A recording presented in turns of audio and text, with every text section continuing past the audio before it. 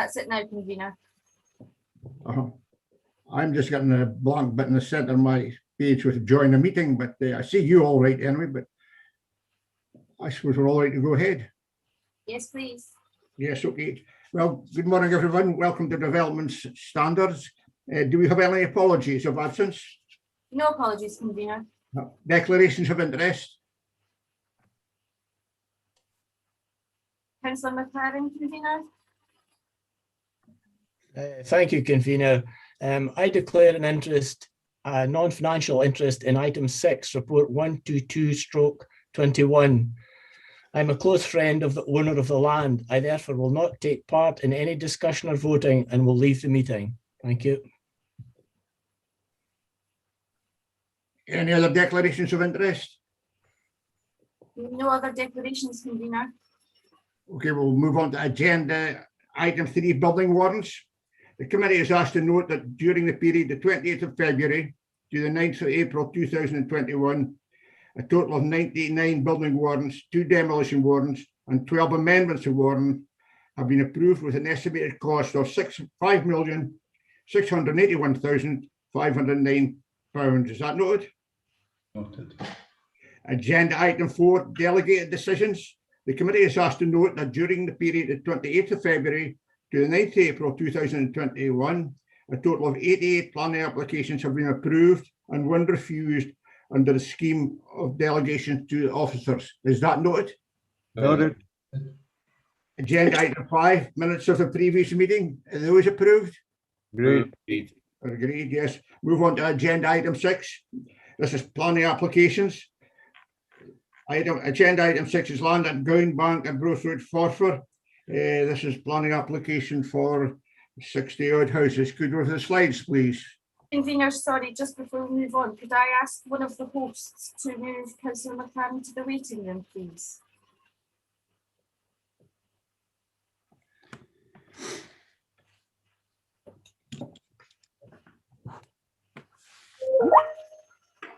I think that's it. Thank you.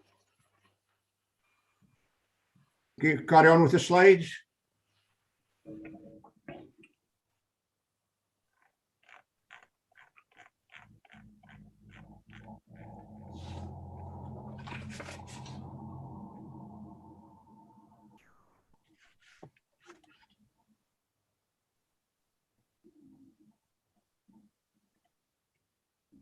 Murray, do you have this presentation? I'm waiting on the slides coming up, convener. Okay, right. Apologies, convener. Councillor McLaren is still in and he seems to have reappeared. I'll ask one of the hosts to move him again, please.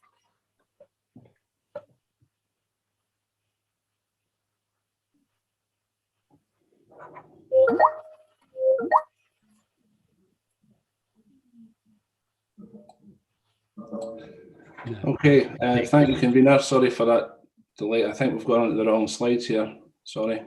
We're on Yes, item. I've got agenda item 7 coming up here. Yep.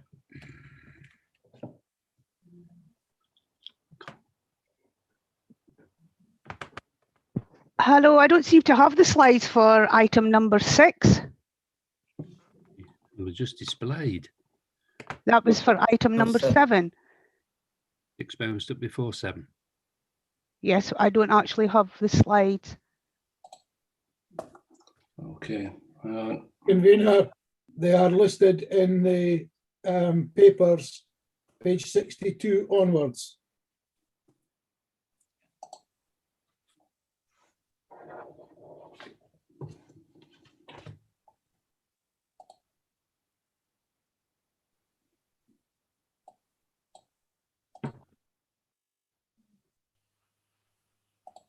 Murray, I can forward them on if that's easier.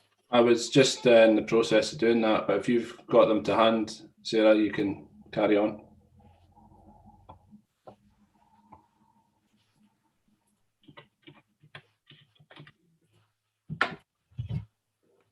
Apologies, convener. We will just be 1 second.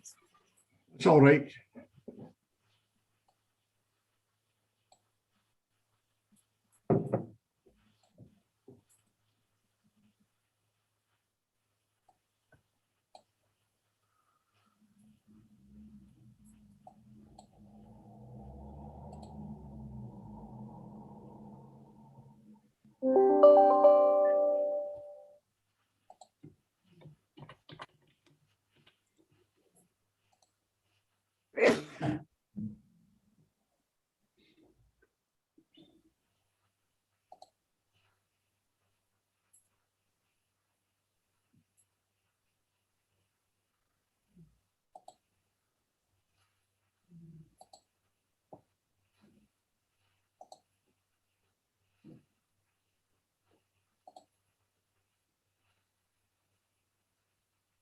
Kath, sorry, that's the one on the way. They do appear to be taking a bit of time. It's a large file.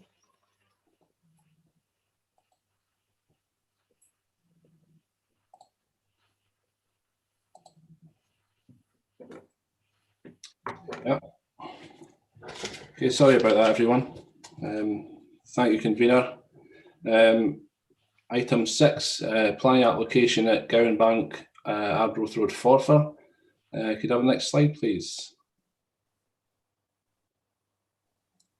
So the site is allocated in the Angus Local Development Plan for residential development of around 60 units. The site's located at the east of the town. It's visible on the screen there. It's denoted by the arrow on the right-hand side of the screen.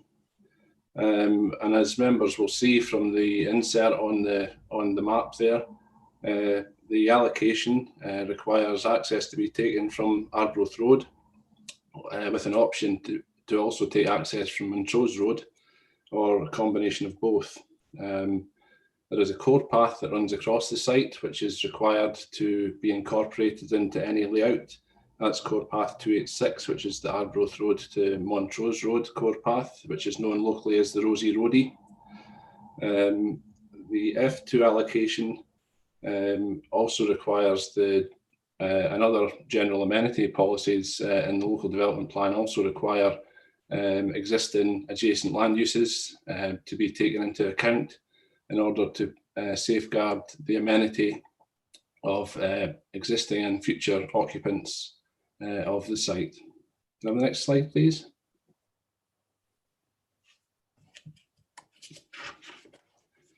So the site lies to the immediate west of the Lochhead concrete plant, as you can see on the overhead image here. Site at the moment is defined to the east by a railway embankment that separates the concrete plant from the site. To the north, we have existing residential development, and that's at Gowan Bank Cottages and Calendar Cottages, which are single-storey traditional dwellings. Down the west of the site, there's some loosely defined speculative development, comprising of low-density development on large sites. And then to the southwest, we have existing residential development at Strangsley and McCulloch Drive. The south of the site is defined by existing residential development on Arbroath Road, comprising mainly of 1930s style bungalow development, with some exceptions in between. To the north of the Montrose Road, you can see the Westeros Deneth residential development, which has recently been completed. And you can see that the site lies between the Montrose Road to the north and the Arbroath Road to the south. At the moment, the only direct access to the site is the Rosie Roadie itself, but there is a proposal to demolish one of the properties on the Arbroath Road frontage to facilitate access to the site. This is something that isn't precluded by the local development plan. The formation of an access in this manner is something that would be supported by the current policies of the local development plan.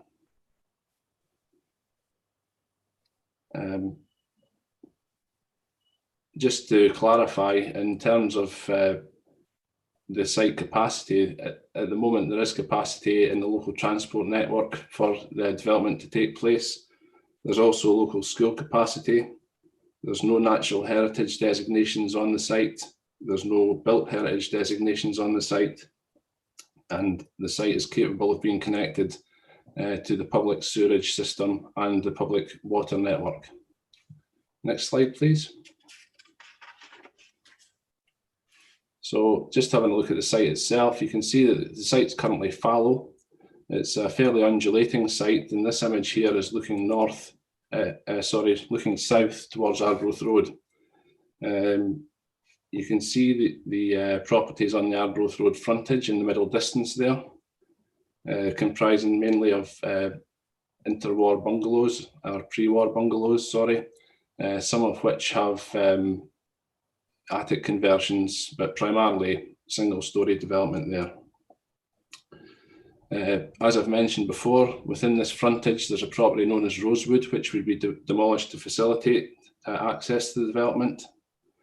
Rosewood is the property. You can just make out, I don't have anything to point this out, so you'll just have to follow my description, but there's two clouds on the right of the image, and Rosewood is the white property that just sits below those, slightly to the left of those two clouds. Next slide, please. So looking north across the site, you can see how undulating it actually is in this area. On the right of the image, you can see the Rosy Roadie itself, the core path that runs through the site. And in the middle distance again, you can see the properties at Gowan Bank, so Gowan Bank cottages and Calendar cottages. And then just on the left of the image, in amongst the trees there, you can see the low density development in an area that well, some of the properties there are called Granton. So I'm going to call that area Granton for the purposes of this presentation. But again, as I say, noting the undulating nature of the site, the trees on the right hand side of the screen, on the railway embankment, which is a constant feature running along the east boundary of the site, separating it from the concrete plant that lies beyond. Next slide, please. And again, just some images to highlight the undulating nature of the site. The top left is looking east towards the railway embankment, and you can see what a solid feature that actually is. Again, the bottom left looking over towards Granton, the Granton area, and Strangsley and Manor Croft and all these sorts of areas. The central image looking southwest, sorry, over towards Arbroath Road, and the bottom right again looking in that general direction, and you can see how the land it presents quite a challenge for any developer taking the site on with the level changes that exist across it. Next slide, please. So looking at the proposal itself, the proposal is for the erection of 81 dwellings, which is significantly greater than the number that the site is allocated for. The development would take place in two reasonably distinct areas, one to the north of the Rosy Roadie and one to the south. The development in the north of the site would generally comprise of two-storey development. You can see the areas in the right-hand side of the layout. In pink, these would be the affordable housing areas for the development. And the area to the south of the Rosy Road, which is denoted generally defined by orange colours there, that's the primarily single-storey part of the site. The access you can see pointed out at the bottom left is the area where the cottage known as Rosewood would be demolished, and you can see coming in off there some two-storey development defining the route into the site, and the access itself crossing the core path.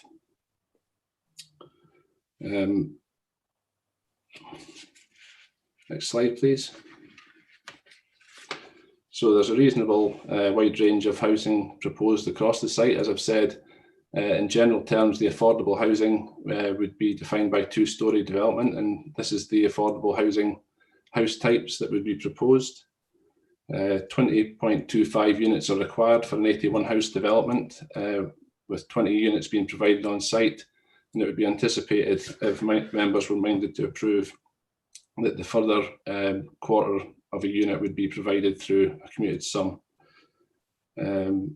This meets policy requirements for affordable housing, although the types of housing proposed are generally at odds with the housing that is currently located in the general area. Next slide, please. And looking at the mainstream housing proposed, we can see again, primarily house types that are 2-storey. You can see the single-storey units that have been introduced for the south part of the site, adjacent to the Arbroath Road frontage. And on the top left there, there's a further single-storey house type. 4 of these would be included in the area to the north of the Rosie Road, around the Suds Pond. Next slide, please.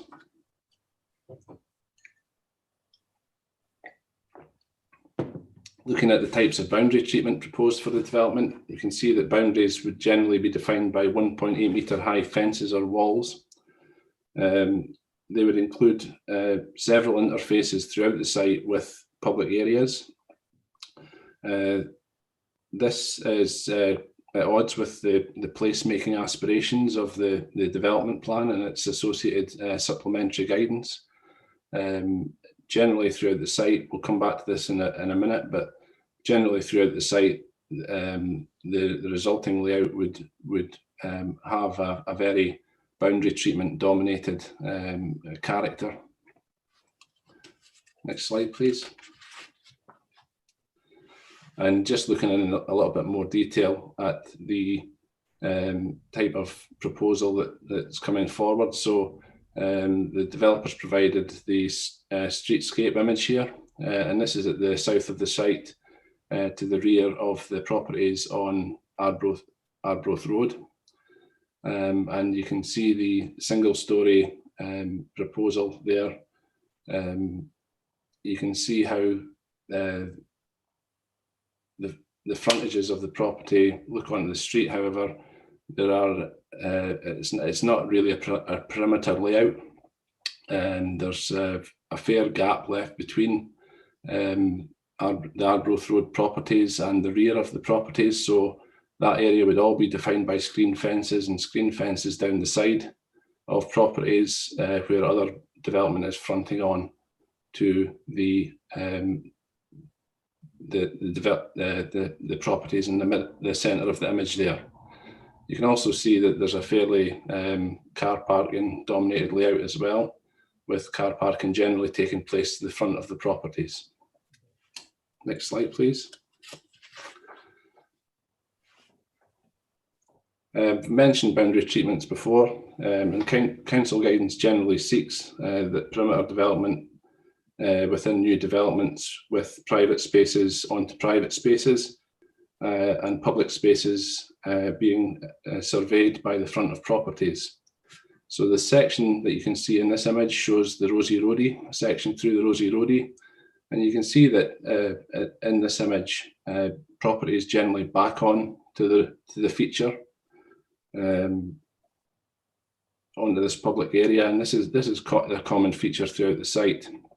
You can see that the character of that feature would be changed by the screen fences that would be erected on either side of it, and it's considered that wouldn't generally result in a safe and pleasant place for people to walk through, and hasn't really been incorporated in any meaningful way into the layout. Next slide, please. Again, just to highlight the current character of the Rosie Road, and you know the manner in which a development of the type that's being proposed would change the character of that feature. Then again, to highlight that it would do little to enhance the safety or pleasantness of that feature to have rear boundary treatments backing on to that feature.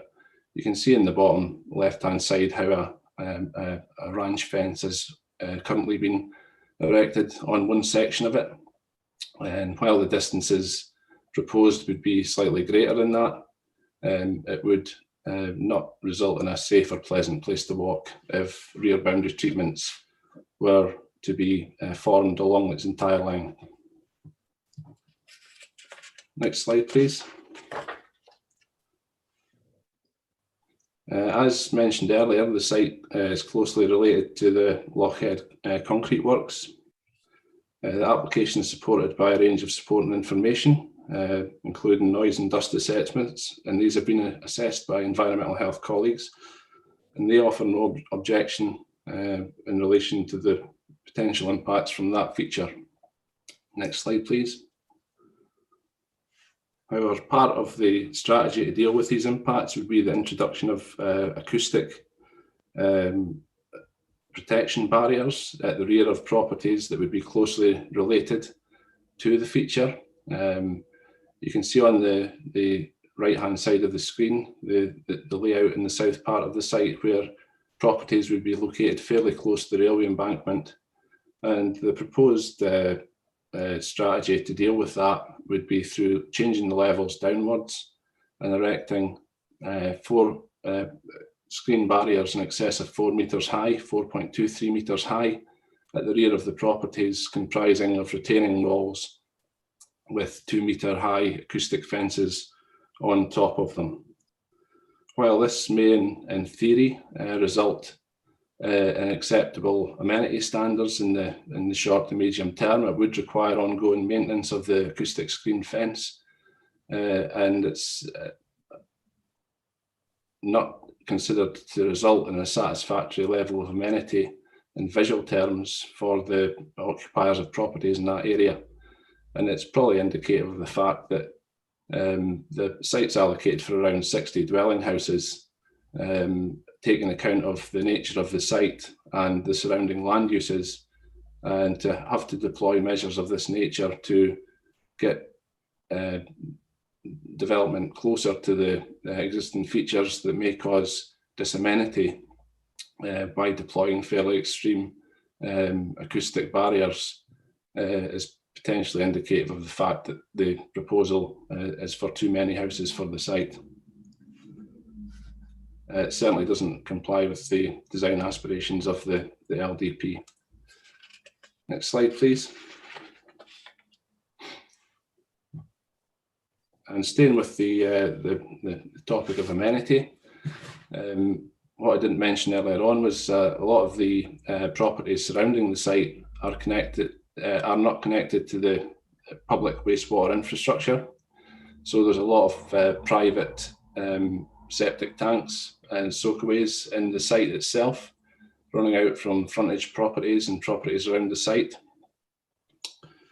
The applicant proposes to either connect existing properties to the public wastewater treatment system, or to facilitate the relocation of that infrastructure to within 6 metre wide strips that are located around the outside of the development. And you can see in the exploded view in the slide here, the 6 metre strip running around the outside of the site at various points. So the dark green feature running around the site. No assessment's been undertaken to demonstrate where existing infrastructure is. Members will note that there's been 25 letters of objection, and some of those indicate that the infrastructure as currently is located is either ambiguous as to where its location is, or it could run into the site for as much as 30 metres. There's no evidence being given of the ability of the developer to connect the existing properties to the wastewater infrastructure. There's no agreement that's been evidenced to that nature. Furthermore, the capability of the 6 metre wide strip to satisfactorily locate any new infrastructure is doubtful. We've consulted with building standards colleagues who indicate that due to the technical requirements of location relevant to boundaries and other properties, it's unlikely that the 6 metre wide strip would be sufficient to accommodate that type of infrastructure. Environmental Health has objected to the proposal on this basis. They consider that development close to or on even wastewater treatment infrastructure would be detrimental to public health. And for those reasons, really, the development is considered as it currently stands to be contrary to the amenity aspects of various policies of the local development plan, including policy F2 itself, DS4 and policy TC2. Next slide, please. Excuse me.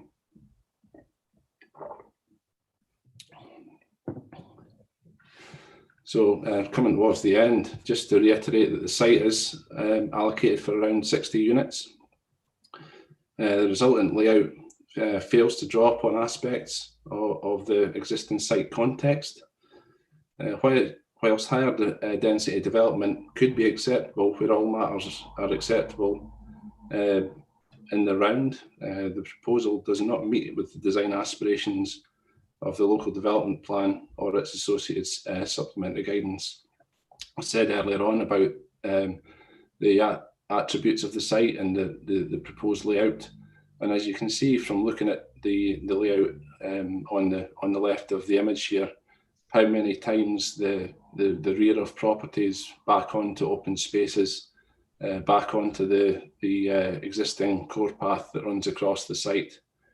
And generally speaking, the result of that layout would be a very, very boundary treatment dominated layout with screen fences and walls at almost every turn.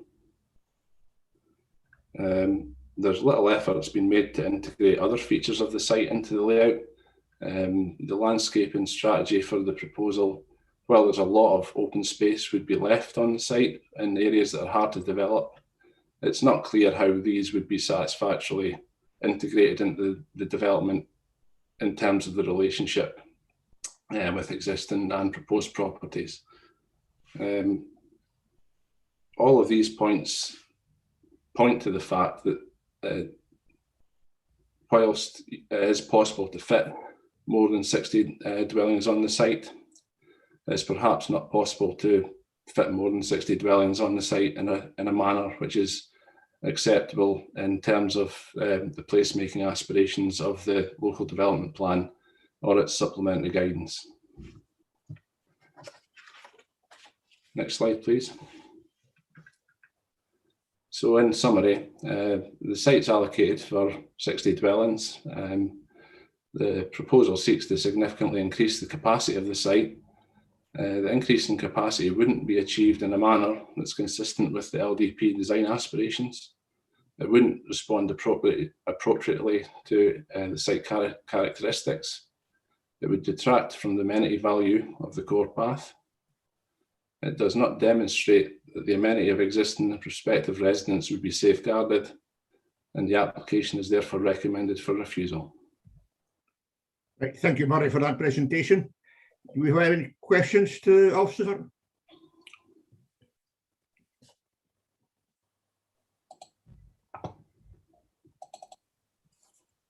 Councillor Moore, convener. Councillor Moore? Thank you, convener. Yes, a lot of my questions have been answered by Murray. Thank you, Murray. Right. I note in paragraph 8.7 that the applicant says the cordon sanitaire is not needed. Two parts to this. One is, why do they think that? And two, is their reasoning sound? Okay, so the cordon sanitaire is in place because Scottish planning policy indicates that having a cordon sanitaire of around 250 metres is required where sites are close to existing facilities such as composting facilities and landfill sites. It's in place to deal effectively with the potential for migration of landfill gas from those types of facilities and odours and other unpleasantness to the site. Now, the application submitted by a site, a phase 1 site investigation, and that investigation involved a range of measures, including trial pits, boreholes, assessment of boreholes, chemical testing, groundwater monitoring, and geotechnical assessments, and it concluded that there was no requirement for landfill protection measures to be deployed on the site. The assessments were undertaken to an appropriate standard, and they've been assessed by our environmental health colleague, the contaminated land officer specifically, who's determined that they're really reasonably happy with the findings of the assessment, and that the final methodology, if you like, the can be dealt with by condition should members be minded to grant. So I suppose the answer to both parts of your question, firstly, why do they consider it's not necessary? They've went to some effort in terms of undertaking an assessment to an appropriate standard to determine that the cordon sanitaire could be encroached upon. And secondly, yes, the methodology that they've deployed has been assessed by the contaminated land officer and is considered to be appropriate.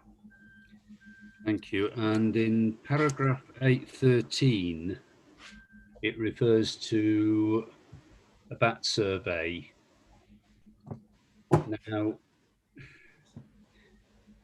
when was the bat survey undertaken? Who did it? And when should a bat survey be done? Okay, so the application is supported by an ecological constraint survey, and that was undertaken by Central Environmental Surveys, who are a company who undertake ecological surveys on behalf of developers and other people. The survey was undertaken by, there's actually been two surveys. There was an initial survey and then an updated survey, because the time period for these surveys is they kind of expire after 18 months because bats move around and things like that. So it was undertaken by a bat worker who's licensed by Nature.Scot, or formerly known as SNH. And it was the level of survey that was undertaken was an initial roost assessment, and these assessments can be undertaken at any time of year. And generally speaking, an initial roost assessment is an initial look to see if there's evidence of bat habitation at the site. The demolition of rosewood is the part of the development which would give rise to probably the only real concern in relation to the presence of bats on the site, or if there was trees to be felled, again, that might be something that could give rise to bat concerns. The survey that was undertaken concluded that there was no obvious signs of bats around the site, which required further bat assessment to be undertaken within the active bat season, which is typically between April and October. And the assessment methodology and the way they've gone about the assessment of bats in the site is in line with the Bat Conservation Trust's guidelines. Right. Thank you. Okay. Right. See other hands up. Who was next? See Councillor Durno. Thanks, convener. Thanks, Murray, for your presentation. What I'm wanting to find out is the path that everybody's talking about, this Rosie Road. Obviously, I'm not familiar with the area because I'm not from Forfar, but we have housing developments in our road here that have paths that go through them. Why do they have to have fences? Why can't they just have hedging and trees specifically to keep the path, to look, to enhance the path? Why do they have to put up like big fences and big walls? Is there not an alternative that could be done? I think it's not quite, there is alternatives, absolutely. I think the issue in relation to the relationship with the development with the core path in this case is that, in general terms, core paths and paths in general, in public areas in general, you want them to be safe and you want them to be welcoming and you want them to be somewhere that people want to go. And when you start backing development onto them and putting screening measures in place, the issue isn't the measures themselves, it's the fact that the development backs onto them. So the areas aren't surveyed. There's more than 50% of the dwellings in this development would back onto the feature, around 50%, I should say. Or so, you know, it's not something that gives an impression of safety as such, and it's to do with the orientation of the housing rather than just saying, well, you know, the back onto it, so let's put a less dominating feature on the boundary. It's to do with orientation and how well they've tried to work the feature into the layout. If that was something they could sort out, would that make a big difference to this planning application? Absolutely. I mean, the site's allocated for housing, so you know the aspiration of the local development plan is to see that site developed. It's just the manner in which it's developed that's the issue. Yeah, that's great, because obviously there is other areas of Angus that have similar sort of things, and they've managed to turn it around and sort it out. So that'd be great. Thank you. Right, who next? Bill, were you next or Bob? Bill will take you next. Okay, thanks, convener. Yeah, I'm just struggling to understand that in this site here, we've got some established houses which, as I understand it, have got private drainage or sewerage facilities. Is that correct? That's correct, yes. Yeah, and what we are saying is that you need this equipment, let's call it that. We're not quite sure how far it stretches into the site, and this 6 meter strip is not sufficient for people to maintain that equipment or whatever. And is that the issue? Is it?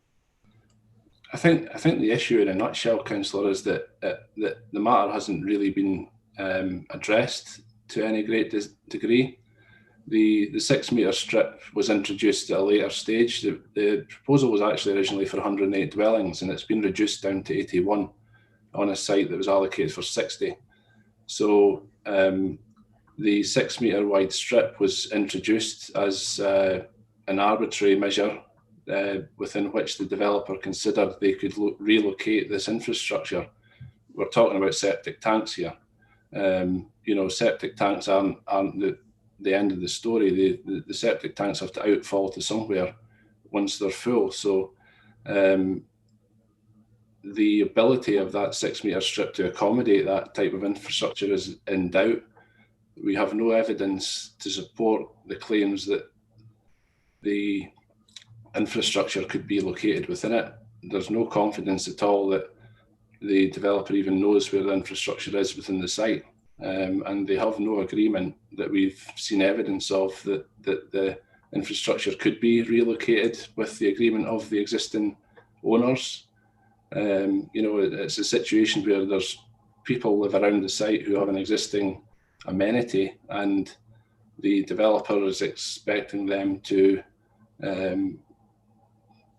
do something to help facilitate the development rather than them undertaking the necessary investigations, establishing where the infrastructure is, and then trying to design something which either facilitates that or relocates it in a satisfactory manner, knowing what the capacity of these tanks would need to be and the distances from boundaries that they would need to achieve. Okay, thanks very much for clarifying that. I think I've got a better understanding of what the issue is now. Thanks for that. Thank you. Councillor Miles. Yes, thank you, convener. I had similar issues with the septic tank facility, but other problem I have is the boundary with the concrete works. Now, you think that the embankment and buffering is sufficient? Because I would imagine if it was the other way around and the concrete plant was trying to establish next to a residential area, you'd require a far heavier buffering or screening before it we got the planning permission. So I would think that I don't think there's sufficient screening from that concrete plant to the housing development. Yeah, I mean, I think what you're asking is the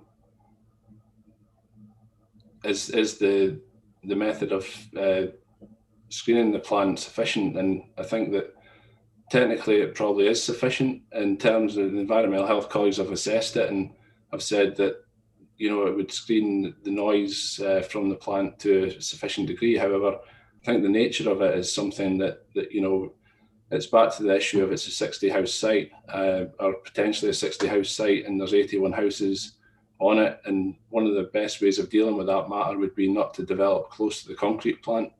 And if you're having to deploy extreme measures such as 4.25 metre high fences, which will need to be maintained throughout the lifetime of the development to facilitate that additional capacity on the site, then it does point to the fact that potentially, you know, the number of 60 for a site of this size and nature was probably about the right number for the site. And getting the extra units on requires extreme measures to be deployed to facilitate them.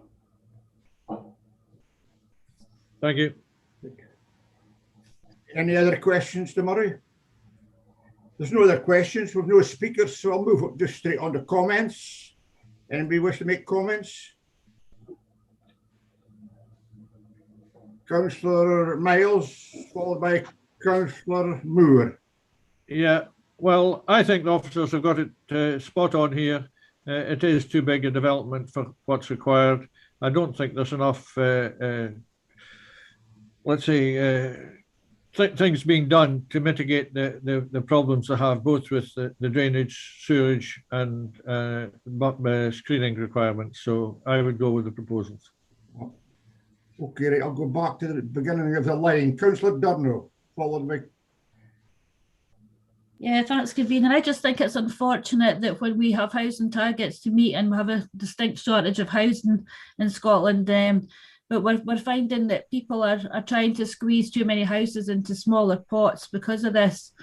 And I think this plan and application should be taken back and re-looked at all the problems and then be submitted again when they've sorted them all out, because I do think we do need housing, but I just think unfortunately at this time, this plan is not going to work for the reasons that the officers have said. Thank you. Bill? Yeah, thanks, Convener. Yeah, I mean, I would agree.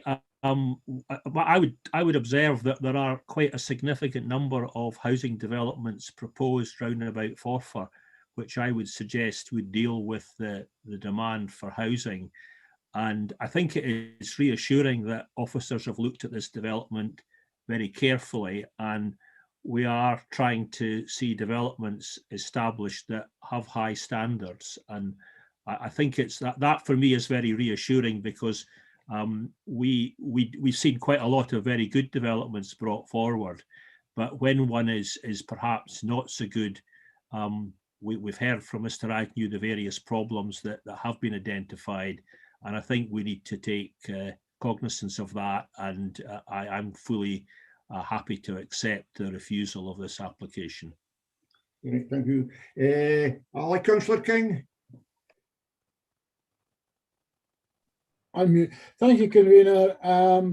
I've looked at this one pretty carefully because I usually support housing, but I was appalled when Mr.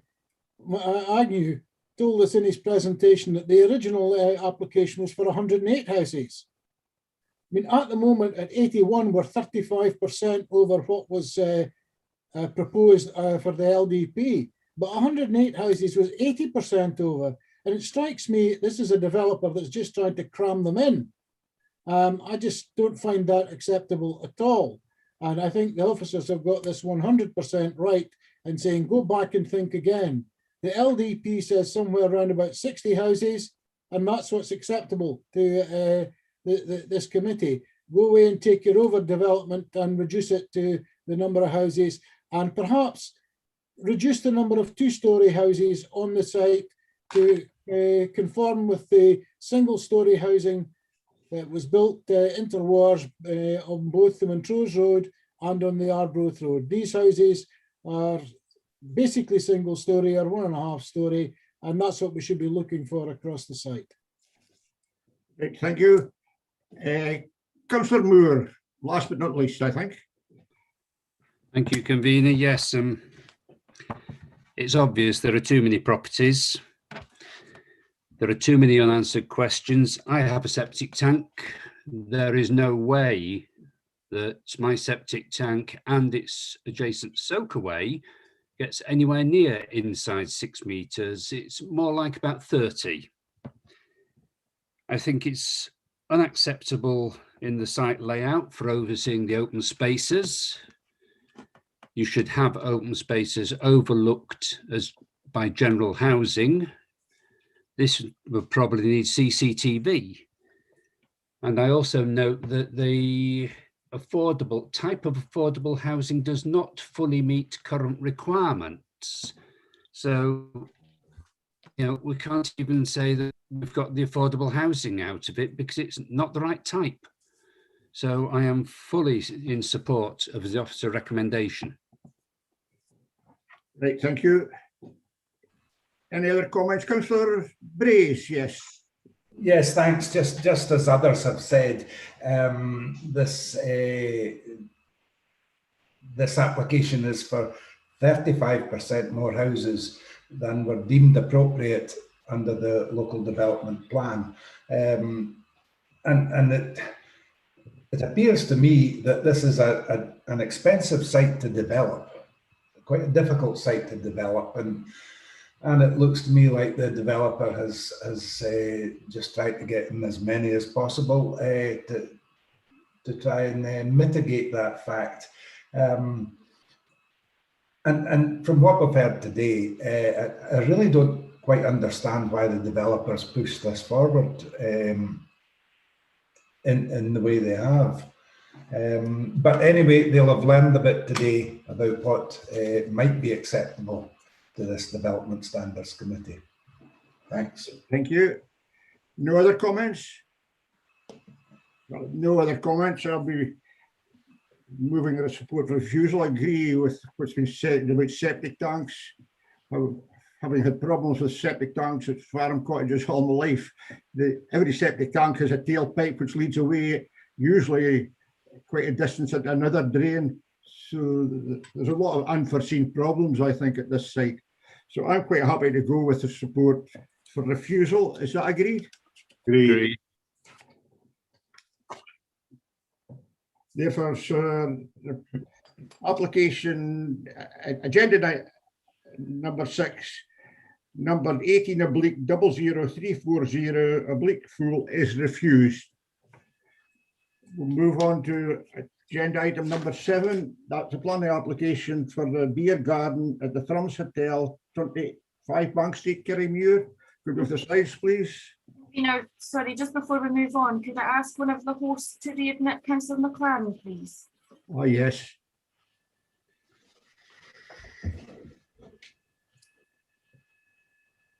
I see Councillor Sturrock's name flashing up on my screen too. Oh, I think I've seen him. Yes, Councillor McLaren is there. Thank you. Okay, right, we'll carry on with the Thrums Hotel. The slides, please. Yes, my turn this time, convener. Thank you very much. This is an application for full planning permission for the formation of a beer garden with associated works and for retrospective planning permission for the change of use of an area of land to form a car park with an associated vehicle barrier on land at the Thrums Hotel in Kirriemuir. Can we have the next slide, please? So the application site is located within the defined town centre area on its east side. The defined town centre is identified by the thick red line, and the application site is broadly indicated by the big blue arrow on the right-hand side of the map. So within the site, the southern part of the site is occupied by the well-established hotel premises. That fronts onto Bank Street to the south and up to the heel of the footway and school line to the east. But the area we're talking about as part of this proposal relates to the area to the north and the rear elevation of the hotel and the former garage area located to the north of that.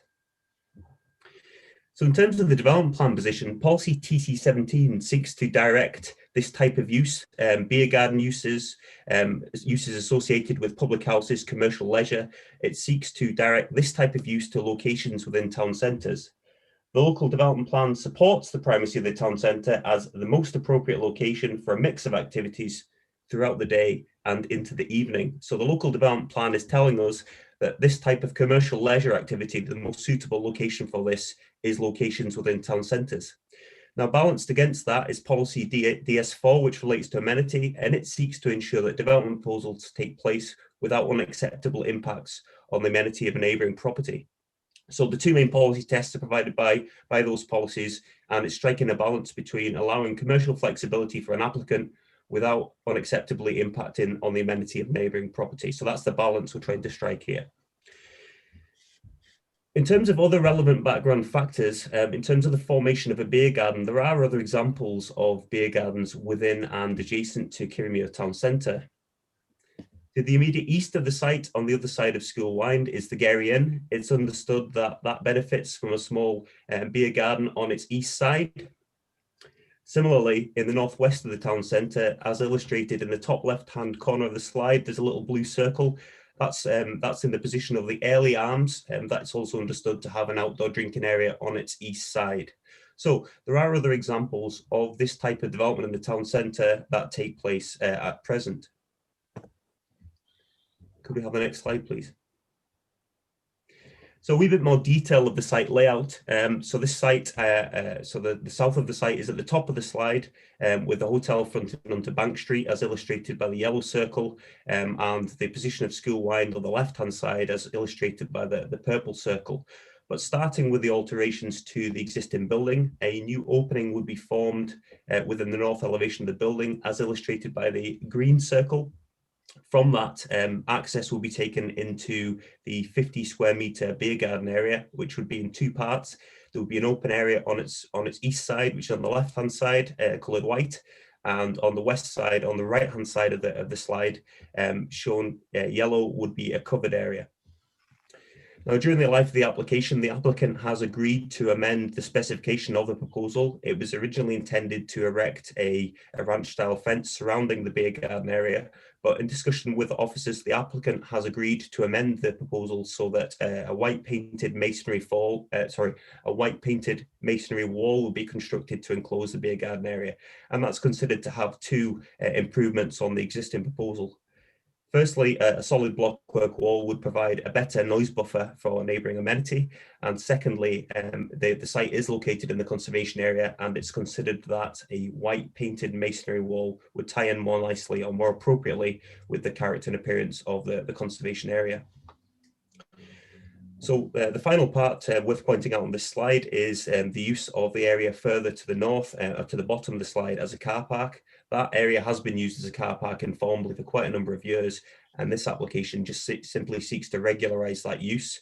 And also associated with that would be the regularisation of the vehicle barrier which has been erected along School Wynd, as illustrated by the dotted line and the bottom left-hand corner of the slide. Could we have the next slide, please? So just some elevations of what we're looking at. Starting at the top, we have the elevation without the masonry walls. So you can see the new opening which will be formed on the north side of the Thrums Hotel, and a section of the canopy and the covered part of the beer garden on the right-hand side, as illustrated by the yellow arrow. Moving down to the bottom two elevation drawings, the bottom left one shows that elevation with the masonry wall superimposed on the image. So that will be set back from School Wynd and would enclose what is a relatively small beer garden area. And similarly, the bottom right-hand side photograph shows the elevation which faces onto School Wynd. So that would be a white painted wall. It would help tie the development into the conservation area in terms of the appearance of the existing building, and would provide a degree of noise buffering from uses within the beer garden area. Could we have the next slide, please? So I'm just going to show you some photographs of the site and its surroundings just now. Starting with the photograph on the top right-hand side, that is taken from School Wynd, looking in a sort of southwesterly direction towards the area where the new wall and enclosed beer garden will be formed. So I've attempted to identify that area with the red dotted line, so it projects out from the north elevation of the existing hotel towards into the car park area, projecting north before returning in a westerly direction. So that's approximately a 50 square metre area. Moving to the bottom photograph, that's taken also from School Wynd, but this time looking northwest. This is intended to show you the part of the proposal which is retrospective in nature, so to regularise the vehicle barrier and the parking area which has been formed to the north of the hotel. As part of the application, it's been agreed with the applicant that the vehicle barrier will be painted black, just so it's a more recessive element in the street scene. But the formation of a vehicle parking area and associated with the hotel doesn't raise any significant issues and isn't subject to any objection. Can we have the next slide, please? So the application has attracted representations, 30 in number. Many of those are letters of support, but there are also 12 objections from neighbouring property in the vicinity of the site. This slide is intended to show you the relationship between neighbouring residential property and the application site. So the area where the beer garden will be formed is on the right-hand side, albeit it will be smaller than the outdoor canopy as seen in the image. The closest residential properties to the site are shown on the left. They would be approximately 13 metres on the east side of Schoolwind from the site. And the applicant has acknowledged that there is the scope for this type of use to generate amenity impacts. In that regard, the applicant has proposed a noise management plan, which includes a number of measures which are designed to ensure that while there would be some impact on amenity from this type of use, to try and make sure that those impacts are mitigated and would be within acceptable limits. So the noise management plan submitted with the application includes a number of measures, including no outdoor music in the beer garden area, close supervision of that area by staff, a commitment to resolve any complaints from members of the public, and preventing use of the beer garden after 9 p.m. in the evening. So it wouldn't be an activity which will be taking place late into the evening. Activities would have to return to the inside of the building later in the evening, and that's considered to be a reasonable safeguard to protect the amenity of neighbours, having regard to the fact this is a mixed-use area. There are commercial uses, but there's also neighbouring residential uses. So we're trying to strike a balance between the commercial interests of the applicant, but while safeguarding the amenity of neighbouring properties. The other thing I would just point out on this slide, it shows the position of the Thrums Hotel relative to the Garrian. As I've suggested, the Garrian has a beer garden area on its east side. The Garrian's shown in the approximate position of the red arrow, so just on the opposite side of the street to the application property. Could we have the next slide, please? So just bringing matters together, I've outlined already that the main policy tests are provided by policy TC17 and DS4. This is a town centre location. This is the type of location where the development plan seeks to locate this type of activity, this type of use, and there are other examples of this type of development in Kirriemuir and in other Angus towns. As I said, the application has attracted some objection and some letters of support. The objections are mainly concerned with amenity impacts through noise and antisocial behaviour, but it's considered that the planning conditions proposed, including a condition requiring adherence to the applicant's noise management plan, would provide a reasonable safeguard of neighbouring amenity. It's also worth pointing out at this stage that there's also additional safeguards available to the council through the licensing regime, and were there any significant issues with the operation of the beer garden, the licensing board has powers available to it to deal with those issues. So having regard to the information submitted in support of the application, consultation responses and the comments by members of the public, it's considered that the development could be accommodated and is in accordance with the development plan subject to the mitigation proposed by planning condition. And on that basis, it's recommended for conditional approval. Right, thank you, Ed. Any questions to our officer? No question. Sorry, Councillor convener, yes. Councillor Durno? Yeah, thanks, convening. Just a little question. The fence that we've got on the outside there, is that fence going to be filled in at all, or is it just going to be left like that? So there's two aspects to the proposal. There's a vehicle barrier hard on the heel of Schoolwind that will be painted black, left as it is but painted black. And then the boundary enclosure, which would enclose the beer garden, has been changed from a fence into a white painted masonry wall so that it ties into the look of the Thrums Hotel. Right, it was just looking at the fence with it being so near the road, because obviously there'll be families outside and they're just close, or to separate traffic from Schoolwind from the use of the car parking area. Right, okay, as long as the safety aspects have been taken into consideration, that's all I'm worried about. Okay, thank you. Any other questions to our officer? No other questions. We have some speakers. Could we have Mrs. Leith? Could you? Are you there? Morning, I'm here. You've got 5 minutes. Thank you very much. I'd like to start off, if I may, by just holding up the laptop to show you our proximity to the proposal. As mentioned, it's 13 metres.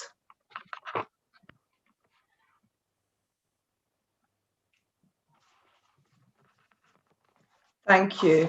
I'm grateful for the opportunity to address the committee. I've previously outlined my objections and my reasons for doing so.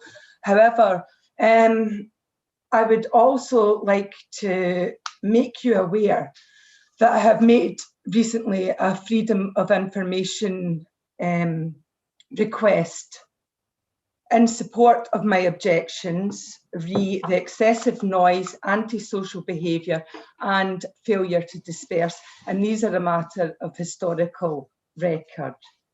As this is pending, unfortunately it takes 20 working days as a minimum to have your request carried out. It's not available today, but I anticipate it will not paint a very positive picture of Kirriemuir Town Centre and our amenity particularly. I want to convey that I'm not seeking to disparage the proprietor personally, and nor do I wish to make myself a target for some of the comments, the vicious comments circulating on social media. Now, this is relevant because a lot of the persons that have submitted comments in support of the venture are the ones that are carrying out this campaign at the moment. I'm sure that the committee fully understands the ill feelings that are roused during these proceedings, but I don't want any conflict. I just want to have the quiet, peaceable enjoyment of my home, which is a reasonable expectation and which has been shown in the last 6 months has not been achievable. I'm well aware of the balancing of interests that the local authority must pursue to promote the growth and stability of the area. And I don't presume to elevate my own interests above others, but these concerns are demonstrably shared by some of my closest neighbours, and they're valid and they're grave, and they affect our health, our well-being, and our reasonable enjoyment of our homes. So I think that has to be taken into account. Thank you for your time. Thank you. Any questions to Mrs. Leith? No questions? Okay, thank you, Mrs. Leith. We now have Karen Clark and David Clark, the applicants.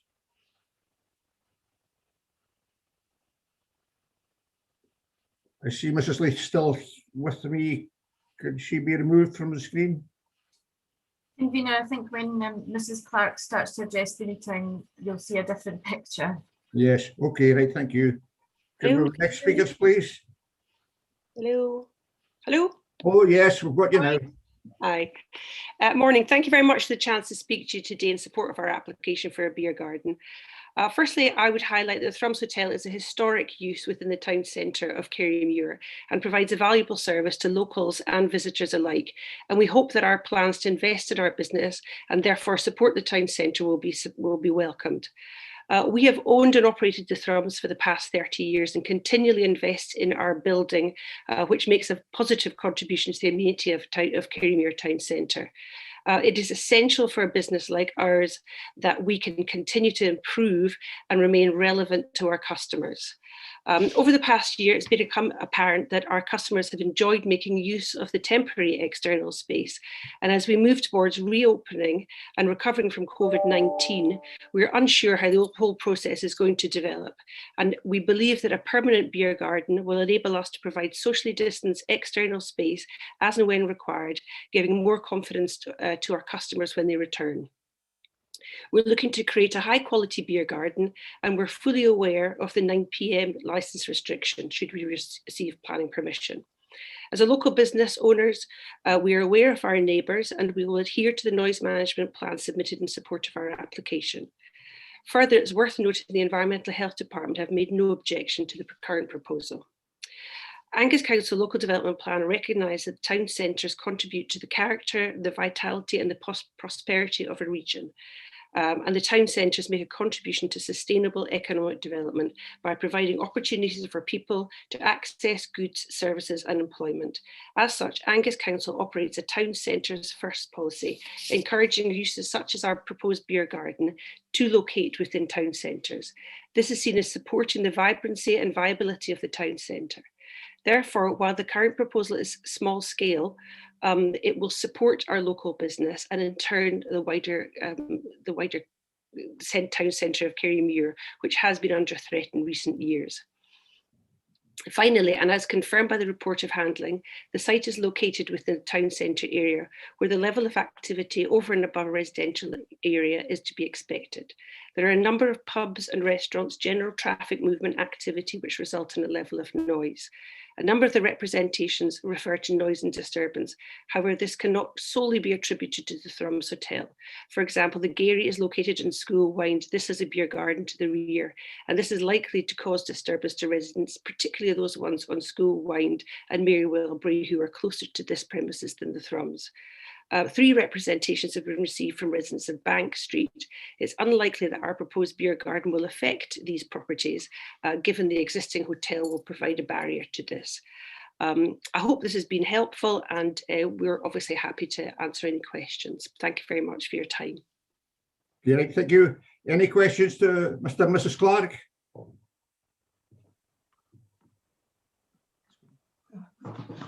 Hi.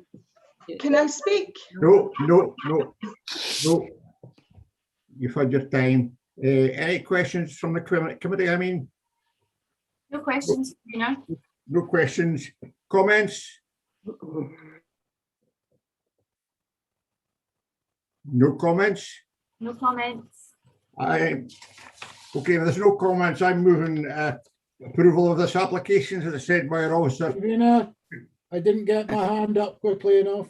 Okay, Councillor King, comment then. I must admit, I'm quite concerned about the nature of the complaints that we have from 10 residents, because some of them put things in twice. I accept the noise position, but what's concerning me is the other allegations that are coming forward about antisocial behaviour. Now, Mrs. Clark has pointed out that antisocial behaviour does not necessarily coincide with patrons from the Thrums Hotel, but it's something I have heard about in Kerrymuir on previous occasions.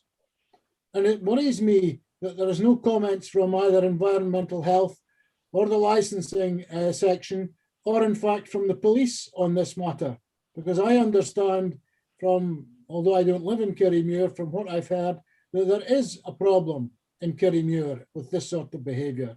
It's come up at licensing on previous occasions. And I'm just a little bit worried about granting such planning permission if we cannot guarantee that the noise and antisocial behaviour in Kerrymuir can be controlled by either the police or the other regulatory bodies. And perhaps we should be giving somewhat more consideration to these complaints. Okay, thank you, Councillor King. Councillor Brace? Yes, thank you, convener. This is, of course, a very old part of Kerrymuir, centuries old, and over those centuries, the activity going on in the town centre of Kerrymuir has changed.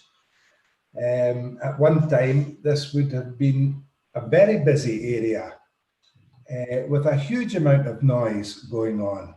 All sorts of antisocial behaviour going on. And over the years, things change and rules are brought in to circumvent that sort of thing. I have a lot of sympathy with the objectors, I really do. But the fact is, this is a town centre and we want to see our town centres as busy and thriving areas. And businesses have to adapt. And I think that the applicants here have come up with a good solution what they want to achieve. And there are stipulations, you know, such as the sort of 9 o'clock ceasing to use the area at 9 o'clock, and also no outside music.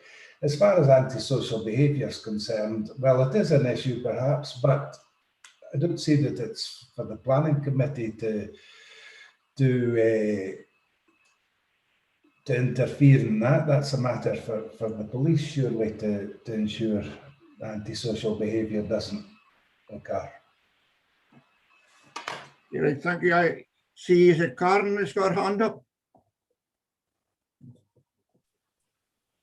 Convener, I was wanting to come in on that, if that's okay. Yes, okay. Yeah, Councillor Bray's almost answered the issue for me, but I just wanted to in response to Councillor King's concerns, draw members' attention to paragraph 6.5 in the report, which actually outlines the environmental health response. So I just wanted to point that out, that there has been a response from environmental health, and in looking at the land use issues, they are satisfied that the proposed use can be effectively managed. And obviously there are issues in relation to the licensing, which will have to be addressed through separate clause. Right, thank you. No other comments? No other comments, convener. Well, there's no other comments. I'll be moving this report conditional with the conditions attached. I've heard Councillor King's concerns, but I think that's a police issue. And also this will be covered by the licensing board as well. So I'm moving this report for approval with the conditions that are attached. Is that agreed? Agreed. Agreed. Okay, therefore, planning application for a beer garden at the Thumbs Hotel, report number 123/21 is approved with the conditions. Thank you. We'll move on to agenda item 8, just to see Councillor Miles' name coming up here. But, okay, we'll move on. There's a pre-application notice for a solar panel development at west of Grange, Berry Hill, and Gowrie. This is only a proposal of application, so it's just an opportunity for the committee, if they have any concerns that they want to raise at this stage. Thanks, convener. I'll just quickly go over the pan, if that's okay. Yes, okay, yes, sir. So as the conveners pointed out, it's a proposal application notice for a solar PV array of no more than 50 megawatts that would be located on a site of 121 hectares or 301 acres, just to the west of Grange, which is located in the Fowles area of Angus. The proposal application notice sets out the consultation activity that's intended by the applicant, and the activity has been determined to meet with relevant requirements as amended by temporary measures that have been put in place by the Scottish Government to cope with the COVID-19 pandemic. Members might recall there's been 2 similar PANs relating to solar PV development in this area. Can I have the next slide, please, Ashley? In relation to those PANs, members have previously raised the issue of justification for the use of prime agricultural land and how north-facing aspects of the site, any aspects of the site that are north-facing, would be dealt with in terms of how they would generate solar energy. This slide here illustrates the land classification in the area, and you can see on the left-hand side here of the slide the light green area in the red oblong is prime land, class 3(1) land. So that's just drawing that to members' attention. I think there's one more slide, possibly. And just to put it in some context, this is where the site would be. Piper Dam's 200 meters, 250 meters to the north of the site. Fowles is 700 meters to the west. Dundee's 4 kilometers to the west, and the A90 is 3 kilometers to the south. So just as you're entering the cars, Gowrie, leaving Dundee on the dip slopes, sort of farmland rising to the north in that area. So really all that remains to be said is that members are invited to identify any material planning considerations over and above those that are mentioned at paragraph 4.5 of the report that they would wish the developer to take into consideration in bringing forward the proposal. Right, thank you. Any comments from the committee at this stage, or any concerns that you wish to take forward? Councillor King, followed by Councillor Moore. Yes, convener. I just again wish to reiterate my concerns about the north-facing slopes. The site does take in a fair chunk of north-facing slopes, roughly on the line between Grange and Binns on page 137, and before it starts sloping up towards North Binns on the other side. And I'd just like to know, when the thing comes forward, how the developers see that area being useful for sun, for capturing of energy from the sun. Right, thank you. Councillor Moore. Thank you, convener. Yes, looking at 4.5, I note that there is the ecological impact, including disturbance, displacement, habitat loss and or fragmentation, etc. But I'd like to see a survey of the species likely to be affected. We concern ourselves with things like squirrels and the like, but you've also got the invertebrates, you've got the butterflies, other species like that. I would like to make sure that that is a very thorough survey, because this does look to be the sort of area where we could find that sort of animal. The other thing is that there's a public road running straight through the middle of the site. So how is the developer going to ensure that the site is secured with the public road being right through the centre of it? Right. Thank you for your comments, Councillor Moore. Any other comments at this stage? Well, this is just a pre-application notice. Those issues will be taken forward, I'm sure. And so we'll move on to agenda item 9. Kate, do you want to speak on this one? It's just an update. Yes, I can do, convener. Thank you. The report before you it's concerned with an area out at Muirdrum. It's sort of the northeast of Muirdrum. You'll see on the map in Appendix 1. And following observations that we had over a number of years, we served an enforcement notice requiring the removal of storage containers on the site, the removal of motor vehicles, plant machinery, parts, and a fence and gate posts from the land. An appeal was submitted against that enforcement notice, and this report basically presents the findings of the reporter appointed to determine the appeal. You'll see from the report that the reporter upheld the enforcement notice but varied its terms. So the notice now requires the removal of storage containers, but it also acknowledges that some of the equipment listed in the original enforcement notice might actually be necessary for the management of the land. So it doesn't require the removal of all of that machinery, just most of it in terms of what is superfluous to the management of the land. In relation to the fences, the terms of the enforcement notice were varied to be more specific, so that only the fences and the gates that have been identified as unauthorised should be removed. So there is now a 3-month enforcement period for that notice, which runs from the 29th of March 2021. So we'll carry on observing what's going on the site. Okay, right, thank you. Any Councillor King? Yes, convener.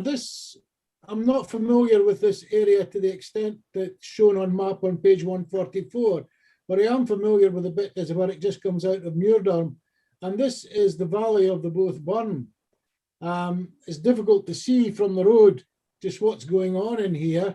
I would have appreciated some photographs of just what's been dumped there and just exactly how we have proposed to get it cleaned up. Perhaps those could be circulated at a later date, just so that members of the committee know exactly what we're talking about here. Okay. Kate, do you wish to comment on that? We can certainly circulate photos if we'll have them on file from the serving of the enforcement notice. So we will make members aware of that. Absolutely. Yes. Okay, right. Thank you. Any other comments? Councillor. Okay, yes. Okay, right, Councillor. Convener, thanks. Yeah, just I take Councillor King's point quite rightly. I was up at the site this last weekend to have a look because I really wasn't aware of it. It must have come up sometime before I was elected, but certainly from the roadside, it doesn't look that bad because looking at it, I think I could count 3 containers that were visible, 1 digger, and then some wooden poles, and that was all you could see from the roadside. So from an amenity point of view, that I could understand. You know, it didn't seem too bad.